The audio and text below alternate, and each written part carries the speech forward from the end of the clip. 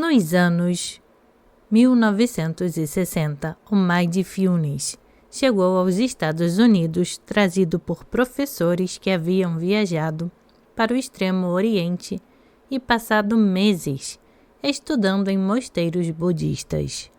Eles aprenderam as práticas dos monges, técnicas isoladas como concentração e monitoramento dos pensamentos. Depois, as secularizaram e levaram de volta aos Estados Unidos para ajudar as pessoas a aprenderem a gerenciar a própria mente. Muitas vezes esquecemos que as técnicas de atenção plena, tão populares hoje, são na verdade práticas monásticas.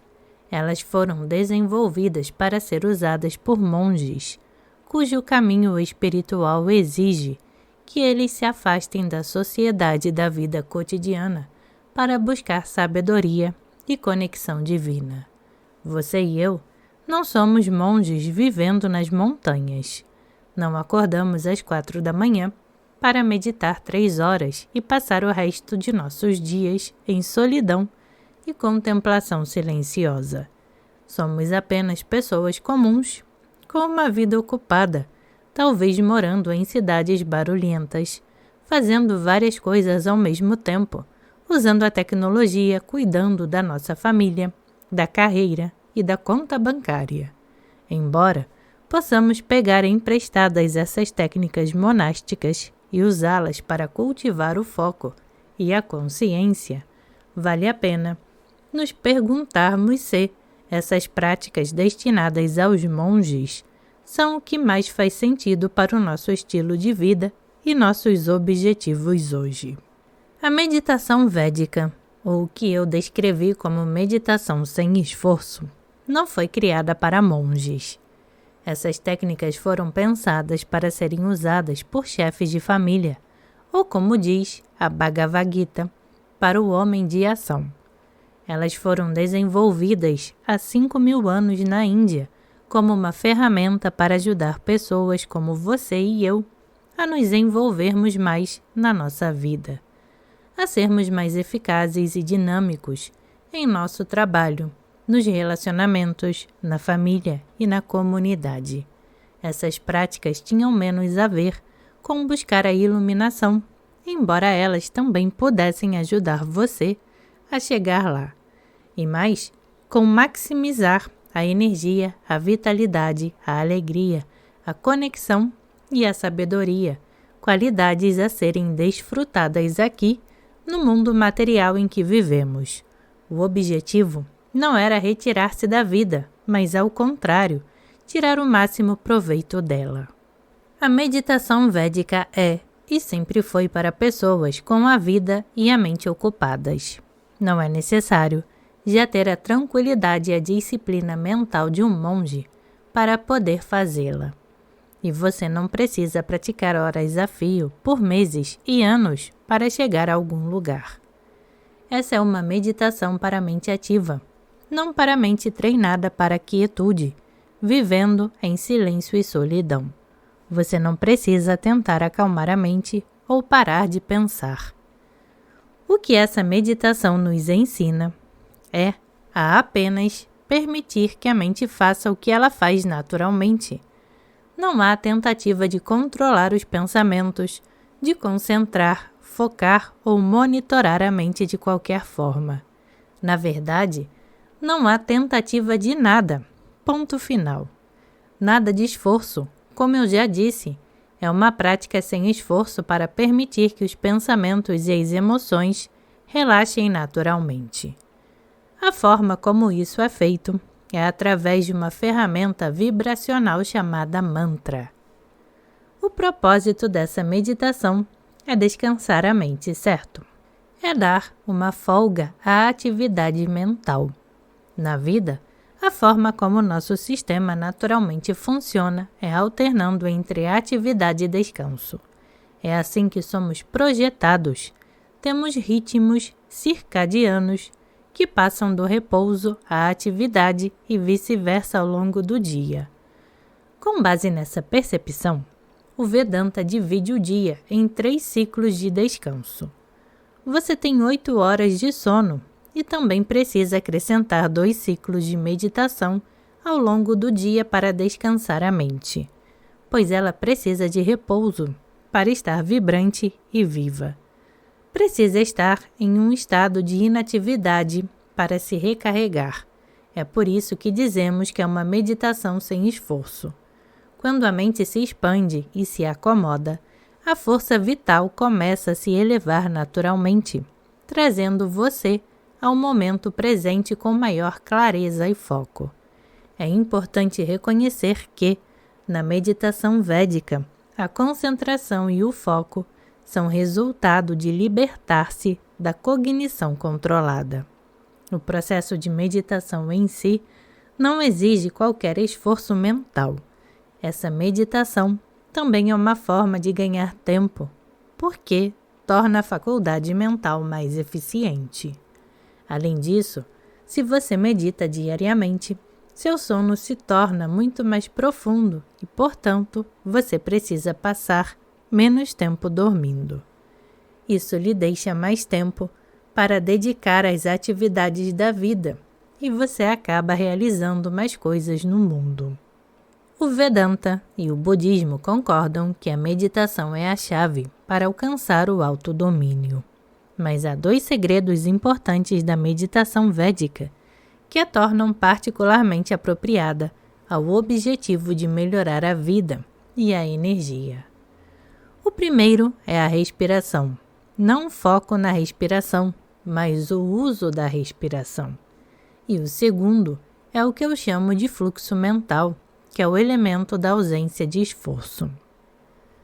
Depois de ensinar meditação védica a milhares de pessoas, inclusive a muitos praticantes de mindfulness e outras formas de meditação, sinto-me obrigada a destacar que a meditação que ensino é ideal para nos ajudar a sermos simultaneamente mais calmos, mais ativos e mais envolvidos na vida. A meditação do sistema védico transcende o eu e é uma das maneiras mais rápidas e fáceis de desenvolver a coerência mental, a calma e o dinamismo, não importa quão agitada seja a sua mente. Talvez você esteja se perguntando: será que eu não posso simplesmente usar um aplicativo para aprender meditação védica? Bem, acho que depende do aplicativo e do instrutor. Se o aplicativo for altamente customizado com centenas de diferentes opções, voltadas para questões específicas da vida, então o que deveria acalmar a mente acaba por agitá-la. A neurociência nos mostra que a variedade de opções para além de certo número só causa mais estresse.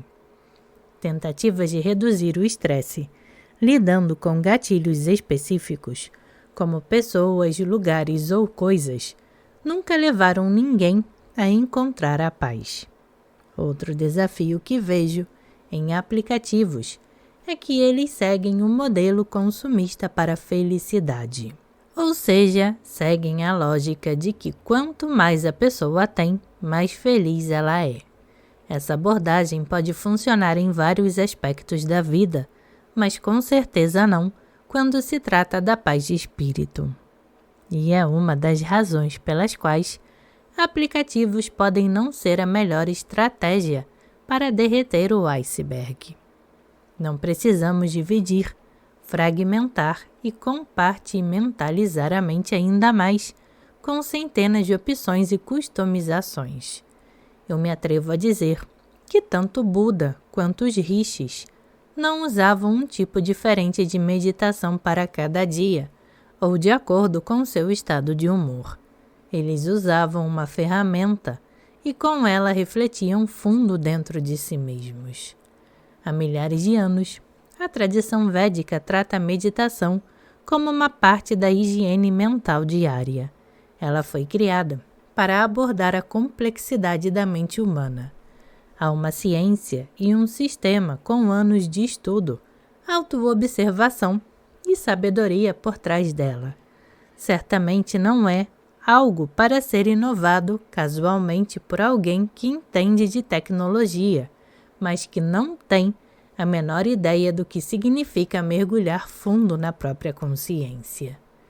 Eu sei que existem milhões de aplicativos de meditação por aí que oferecem conveniência. Eles podem proporcionar algum descanso e resultados superficiais, mas não oferecem a coerência completa e profundamente transformadora da meditação védica. É claro que existem benefícios em utilizar um aplicativo para meditar, mas escolha com sabedoria e tenha cuidado com o que convida para o seu mundo interior. Minha sugestão é que você dedique algum tempo para ser pessoalmente guiado por um instrutor. Essa é uma dádiva preciosa que você poderá aproveitar pelo resto da vida. A meditação védica é uma prática antiga, testada e comprovada, e existe até hoje, como foi projetada por um cientista da antiguidade. Será que você, a sua mente e a sua paz não valem algumas poucas horas de compromisso e inconveniência?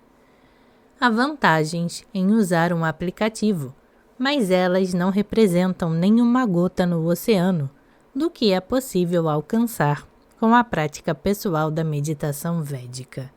E em termos práticos, muitos aplicativos excessivamente customizados e com opções demais acabam envolvendo mais trabalho, com uma recompensa menor.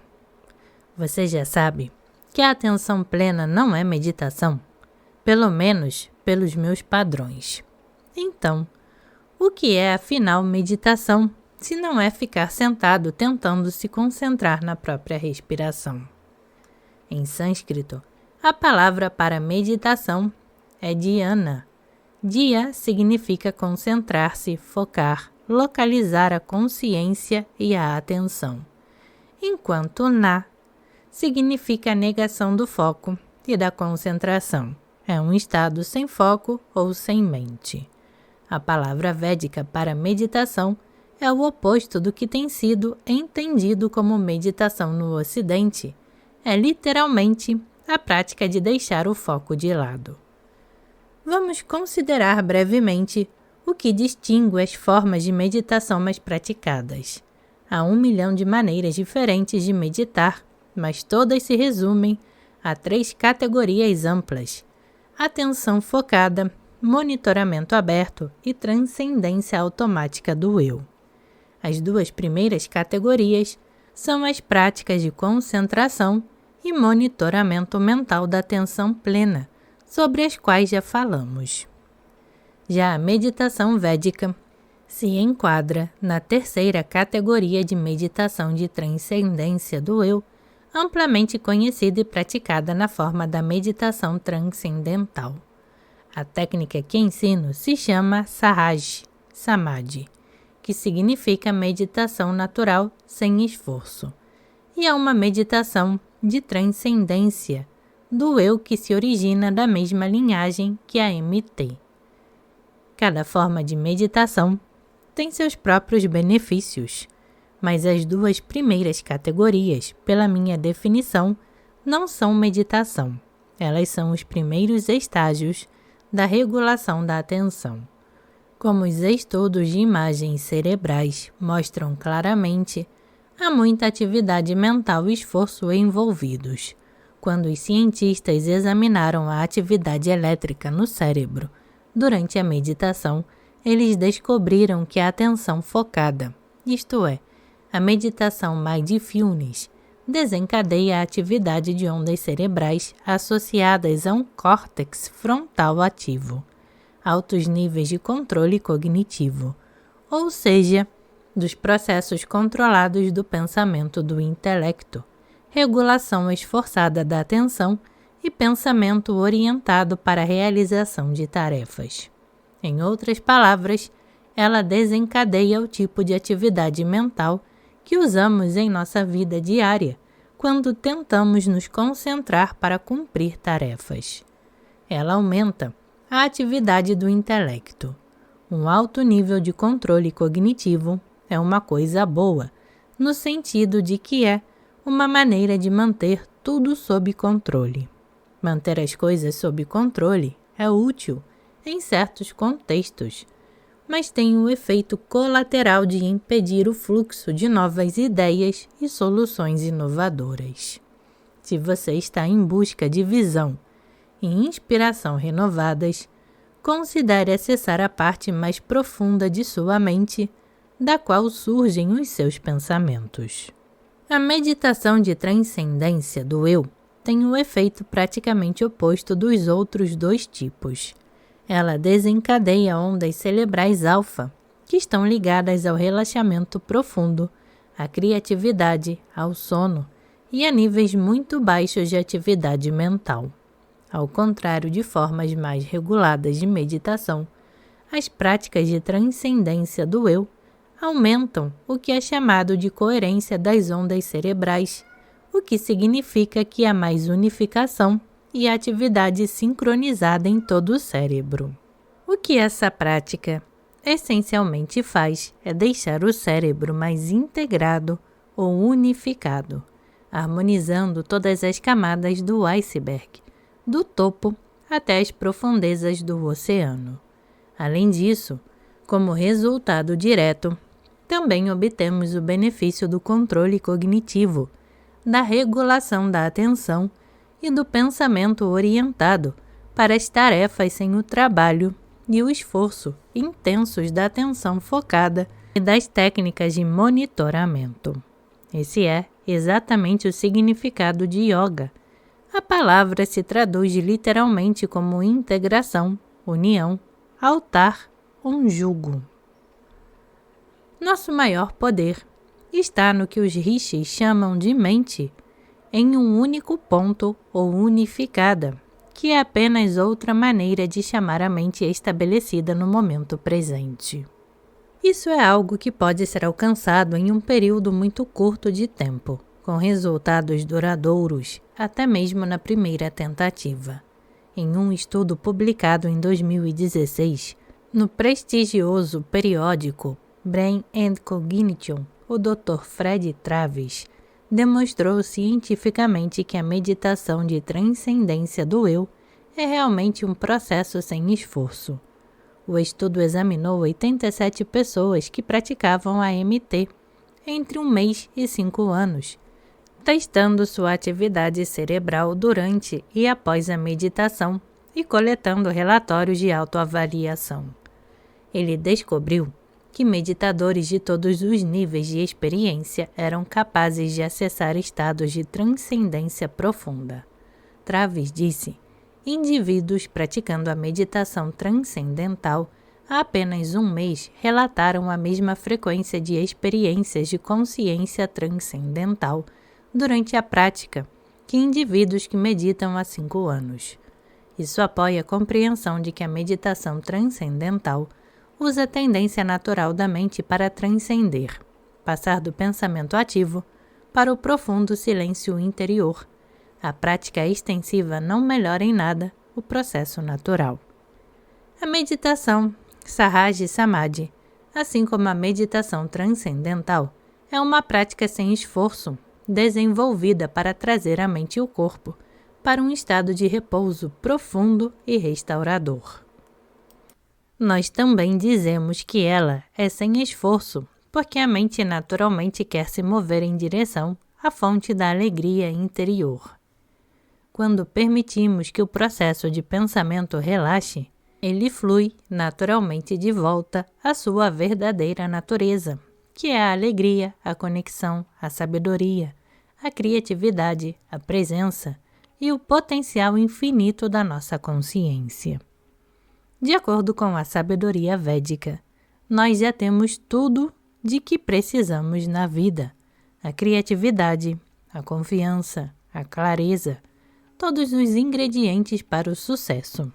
Não temos que fazer nada em especial para alcançar essas coisas. Elas estão dentro de nós e simplesmente ficam bloqueadas pelo pensamento superficial. Ficam recobertas por todo o julgamento, os rótulos, a dissecação e a análise. Então, em vez de focar na superfície da mente, precisamos ir mais fundo, no âmago do nosso ser. A base do Vedanta é o conhecimento de que a pessoa que você é, o modo como você é no seu âmago, é perfeita. A qualidade inata de quem somos é Sati, Chit e Ananda, consciência viva e imutável e pura felicidade. Somos feitos dessas três coisas. De acordo com o Vedanta, se você relaxar, essas três qualidades naturalmente vêm à tona. Isso é o oposto do esforço mental. Se você colocar a mente num esforço cada vez menor e menor, sua verdadeira natureza pode se manifestar. Ao relaxar, essas qualidades brilham naturalmente, como acontece com uma criança. A maneira como guiamos a mente para estados mais profundos de consciência é pelo uso de um mantra, que é um som ou ressonância que não tem significado. A palavra mantra se traduz como som. Não é uma palavra, é uma vibração. Assim como uma citara tem um som, uma flauta tem outro som e um piano tem outro. Cada mantra tem o seu próprio som, afetando o sistema nervoso de uma maneira muito específica. Os mantras que usamos na meditação trazem a ressonância de quando estamos em nosso estado mais calmo e tranquilo. Usamos essa vibração como uma ferramenta para levar a mente a estados mais e mais silenciosos. Sem esforço, a vibração que funciona como um veículo leva você além do mantra, além do processo de meditação, para um estado de pura consciência. O mantra é usado para transcender o próprio processo de meditação em direção a um estado de consciência aberta, que é livre de pensamentos, emoções e percepções. Acessamos a fonte do pensamento em si para poder mudá-lo. E assim, entramos em contato com a fonte de energia, de forma a reenergizar todo o sistema. Deixamos a mente relaxar. A beleza dessa prática é que ela permite que a mente entre num estado de não ação, de relaxamento total. É o que eu chamo de fluxo mental. A mente naturalmente relaxa e flui em direção a águas mais calmas. A prática exige muito pouco de você, além do tempo necessário para fazê-la. Eu amo o que o músico Moby diz sobre sua prática de longa data de MT. O que a torna eficaz é que você não precisa fazer muita coisa. Sendo uma pessoa profundamente preguiçosa, eu preciso disso. Essa é a forma mais simples e fácil de meditar. É relaxante, é ágil, economiza energia e lhe permite dormir melhor. Ninguém reclama que não consegue ficar sentado durante a prática. E se você faz a respiração antes da meditação, consegue ficar sentado por um longo tempo sem sequer notar. Você não luta para permanecer consciente, mas apenas observa naturalmente a sua paisagem interior e permite que a mente relaxe. Trata-se de um estado natural de aceitação. Se um pensamento negativo vem à tona, você não diz a si mesmo, estou pensando, estou pensando, estou pensando. Você apenas percebe que ele está lá e ele não chega a tocá-lo. Livrar-se dos pensamentos não é o objetivo. Na tradição védica, nós aceitamos os pensamentos como parte do processo meditativo. Nós até lhe damos boas-vindas. Ao tentar rotular ou resistir aos pensamentos, ao tentar meditar como um todo, acabamos pensando ainda mais. Não monitoramos nem tentamos nos livrar dos pensamentos, e não importa se eles são positivos ou negativos. Simplesmente sabemos que a mente faz uma coisa e só sabe fazer esta coisa: pensar, pensar e pensar. É da natureza da mente gerar pensamentos.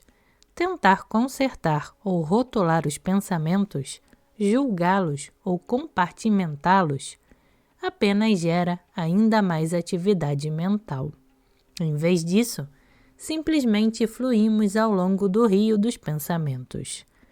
Sabe aqueles macacos de brinquedo que tocam pratos? Esses em que damos corda com uma manivela na parte de trás. Se você pensar nessa manivela do macaco como a sua mente, o que você faz o dia inteiro é dar mais corda, com mais e mais atividade mental. Pensar, analisar, processar, certo, errado, deveria ser, não deveria ser. Cada um entre as dezenas de milhares de pensamentos que temos todos os dias está girando a manivela. Cada giro cria mais tensão no corpo, no macaco, e na mente, na manivela. Portanto, se você quiser liberar essa tensão, precisará soltar a manivela e permitir que ela gire de volta sozinha. O que acontecerá, a princípio, é que a manivela vai girar de volta, muito rápido, e o macaco vai até cair e se debater enquanto toca os pratos freneticamente. Mas é exatamente isso que queremos que aconteça. Veja bem, quando resiste ao pensamento, você está resistindo ao processo de relaxamento, mantendo a manivela tensionada. Você precisa saber que uma parte desse relaxamento é a onda de pensamento e emoção que vem à tona.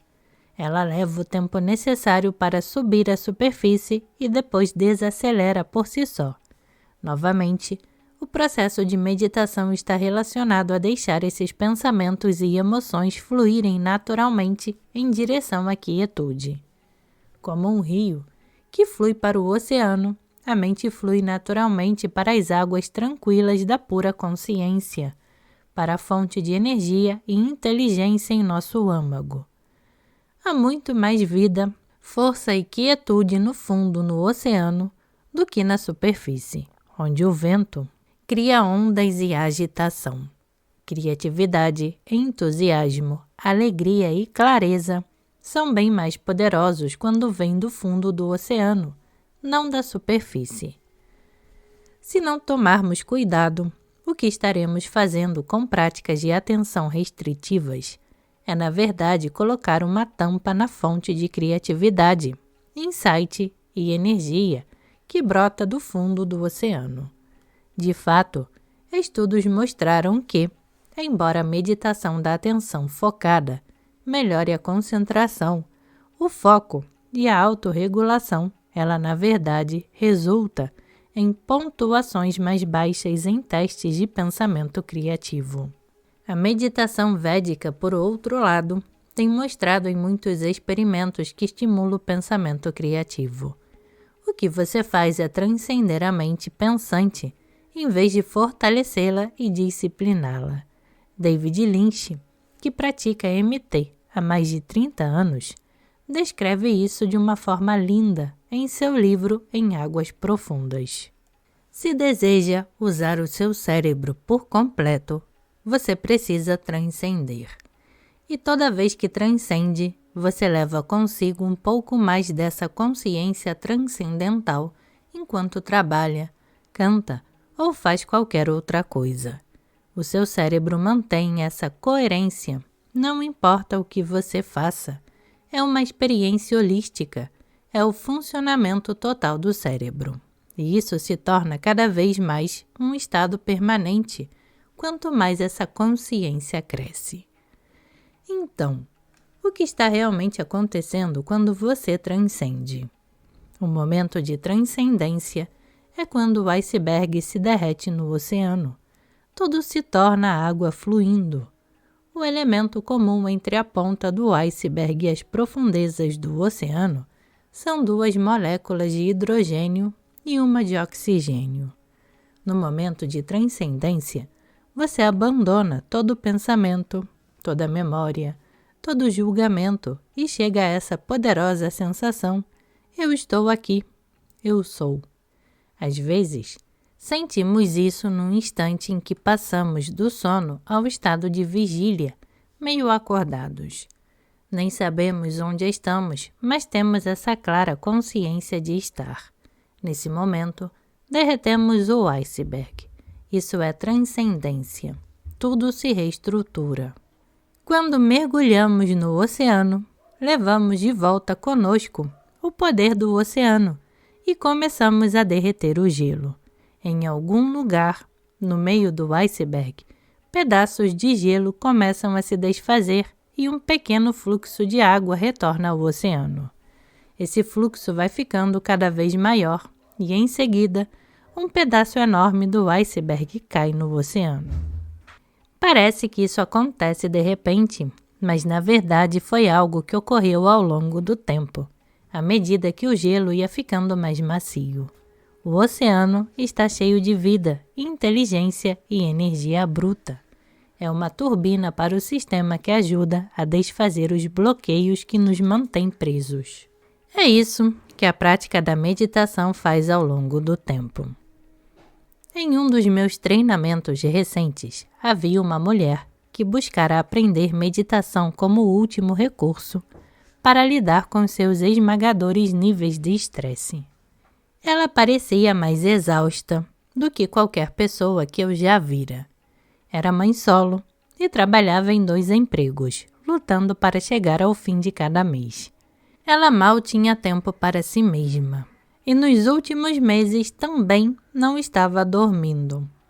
A mulher se queixava de que sua mente ficava tão perturbada à noite que ela não conseguia parar de pensar e permanecia horas acordada. Após 3 minutos da primeira meditação com o grupo, ouvi um ronco e eu sabia exatamente de onde vinha. Apenas 3 minutos repetindo o mantra e ela caíra em um sono profundo. O mesmo aconteceu nas 3 sessões seguintes.